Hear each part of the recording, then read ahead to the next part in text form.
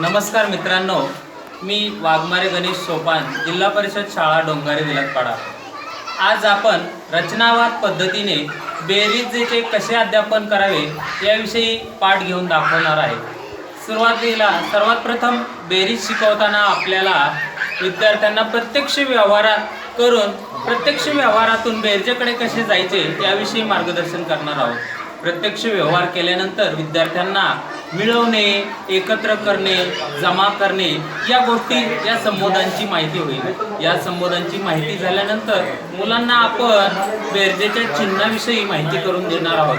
बेरजेच्या चिन्हाचा अर्थ मुलांना एकत्र करणे हा जेव्हा समजेल तेव्हा आपण प्रत्यक्ष मांडणी करून उदाहरण कशा प्रकारे सोडवायचे याविषयी उदाहरण देऊन आपण त्यांना सांगणार आहोत। चला तर मग आपण पाहूया आपल्या वर्गातच जाऊन।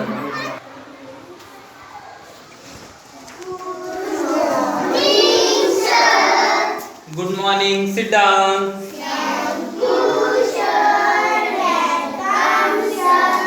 मुलांनो, हे पहा, माझ्याकडे काय आहे रे?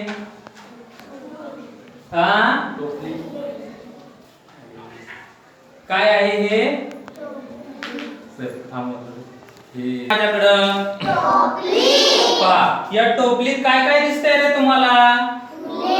फुले। आणखी काय दिसतंय रे? वा, छान। तर या टोपलीत काय आहे? फुले आणि चॉकलेट। पहा, आता माझ्या विकास, तू इकडे रे बाळा, उभे राहा इकडे। पहा, आता मी या टोपलीतले 2 फुले विकासला दिले। किती फुलं दिले? 2 फुले। छान। आयुष, तू इकडे रे बाळा।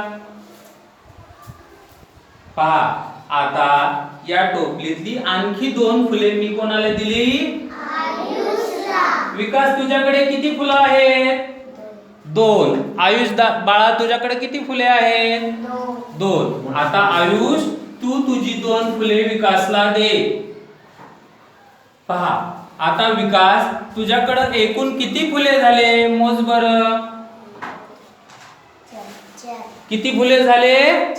4। तू काय केलं? सगळे फुलं काय केले? मिळवले आणि सांगितले, बरोबर का नाही? पहा, विकास कडे किती फुलं होते अगोदर? किती फुलं होते?